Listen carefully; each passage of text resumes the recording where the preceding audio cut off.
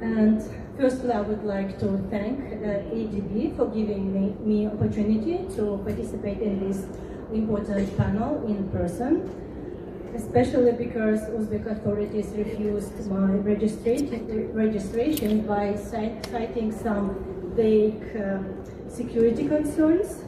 And I think this is very telling, since human rights defenders who report on important issues and raise important problems with the development banks, investors, and governments are often accused of being a danger to the state. So I wanted to make it clear that me and civil society is not a danger to the state or to anyone else.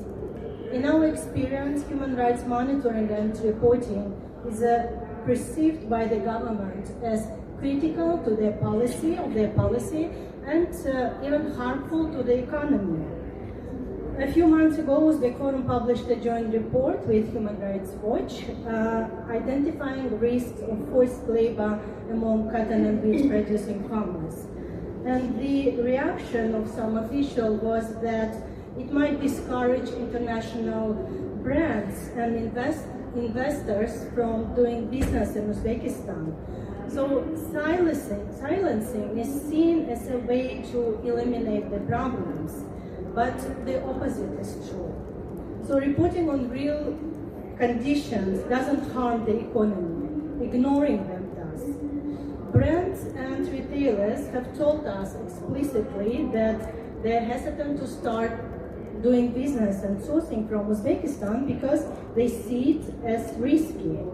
And that was impression before our report was published. So it is in government's interest to understand what is creating these risks and to address them. In I-5 projects affected by stakeholders, people usually first try to seek justice through local authorities. By the time they reach human rights organizations, it's often their last attempt to be heard. So it seems so obvious that the problem is not the human rights reporting, but the absence of meaningful public participation and rule of law. So over the past decade, Uzbekistan has opened its economy and become a major recipient of development fundings. ADB alone have given loans, guarantees, and technical assistance worth more than 30 billion since December 2024. And at the same time, Uzbekistan has a very weak civil society. Journalists and activists who emerged during the recent period of relative openness operate with a clear understanding of sensitive topics such as foreign investment or corruption. And in one case, one of our monitors who had been monitoring the bank-related project, he was detained and he was forced to write a statement not to share any information with the foreigners.